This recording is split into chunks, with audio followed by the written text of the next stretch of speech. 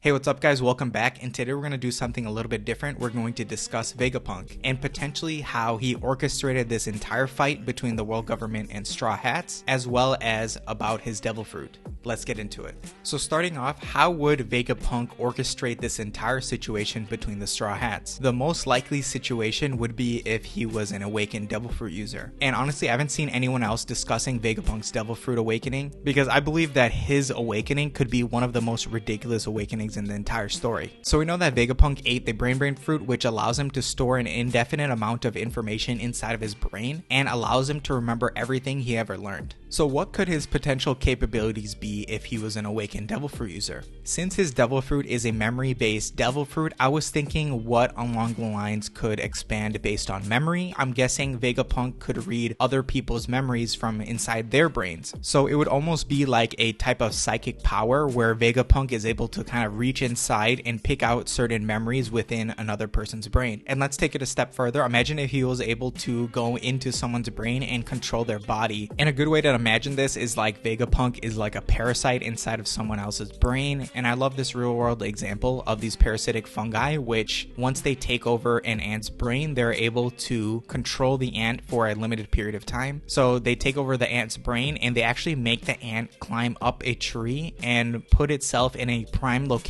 so that the spores can be released from that ant and that fungus can reproduce once again. So you can imagine Vegapunk taking over someone's brain and basically forcing them into some actions. And obviously this probably wouldn't kill that person, but just take over their brain for a temporary amount of time. So I would say it's still kind of a stretch to say that Vegapunk is awakened, as Kaido has stated previously. A devil fruit awakening happens once one's mind and one's body catches up to their power, right? So we know that Vegapunk has a very strong mind and he is the smartest man on the One Piece world. So he obviously has enough mental aptitude to be able to awaken his devil fruit. And he also understands the process of awakening a devil fruit. So the next question that comes to mind is his body prepared for an awakening? And we really don't know at this point, as Vegapunk is an old man at this point, and who knows if his body would be able to awaken. But since he does have complete control of his brain and potentially complete control of his dreams, maybe he has complete control of his devil fruit, right? So we really don't know anything further about if Vegapunk is awakened, but I'm gonna assume that he is awakened for the rest of this video. So the reason why I think Vegapunk has been orchestrating this entire thing is due to these quote-unquote miracles that have been happening throughout these previous chapters. So the first and most obvious miracle that has happened so far is how the Straw Hats arrive just before CP0 arrives onto Egghead Island. And Vegapunk even points out how ridiculously favorable that even is. Like, what's the probability a Yonko crew is going to show up right before you're about to be assassinated? Like, that's pretty lucky, honestly. And the next miracle happens where Vegapunk is teleporting to the lab, and in the meantime, Atlas attacks Rob Lucci, and Rob Lucci basically takes Atlas out. This makes Luffy get pissed off and start fighting Rob Lucci. And by the time Vegapunk teleports up to the lab, he already knows that Luffy has transformed into Gear 5th. And my question is, how would Vegapunk have already known that? Unless he kind of orchestrated this in some way, or he had some kind of connection between him and Atlas. Or I think another option for how this was possible is that potentially Vegapunk was linked into all the comms of the other Vegapunks and he was kind of hearing what was happening, so he knew that Gear 5th already showed up. But this is doubtful. You just see him just teleport in and instantly know that Gear 5th was activated. And the other miracle I want to talk about is the turning off of the Frontier Dome. Even Rob Lucci points out how convenient it is that the Frontier Dome turned off right at that moment. And I'll take it even one step further. How did Vegapunk know so much about this White Warrior and the Gum Gum Fruit? So how was Vegapunk able to explain so much about this Gum Gum Fruit even though all information on the Gum Gum Fruit has been erased from history? This brings into kind of a side tangent theory that I had where the Gum Gum Fruit was being transported to Vegapunk's lab, where it got intercepted by Shanks and stolen by Shanks. And so that's how Luffy ended up with the Gum Gum Fruit. So I think that kind of this origin story of Vegapunk understanding a lot about the Gum Gum Fruit all starts with the fact that the world government was sending him it to be replicated potentially.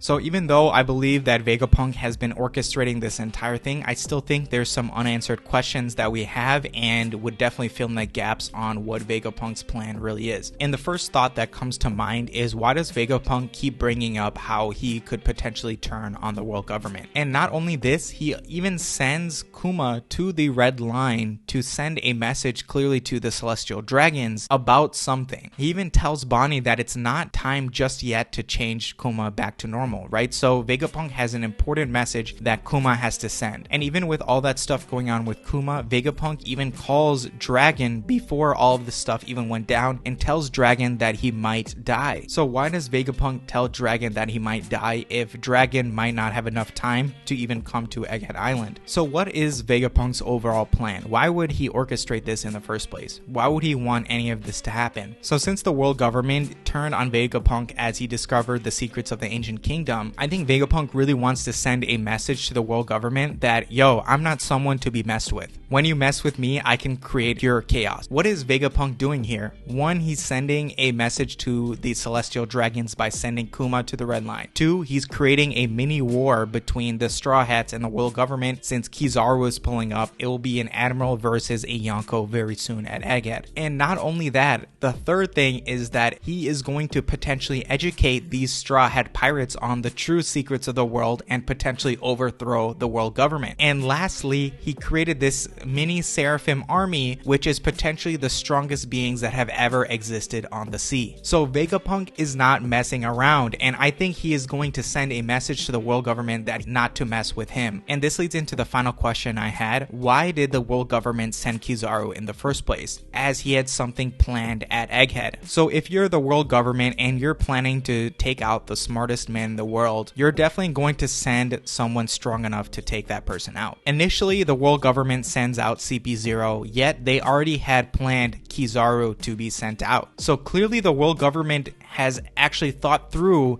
that Vegapunk is actually stronger than he looks and needs an Admiral level character to actually help take him out. So I think the world government already knew that Vegapunk was more than what they could handle, and they were already sending in the heavy guns. So for my final thoughts on this, I think that Vegapunk could definitely be awakened, and if he was awakened, it would explain a lot of what's been going on thus far. And one thing is for sure, I think that no one really knows what Vegapunk's true motives are just yet. So the fact that he's able to control these insanely powerful beings like the Seraphim, he's able to create the most powerful technology in the entire world, and potentially he's a strategic mastermind that orchestrated this entire process. And that's all I've got for you guys. Let me know what you guys think in the comments down below. Do you think Vegapunk is awakened, and do you think he's this crazy tactician and has orchestrated this entire process? Peace.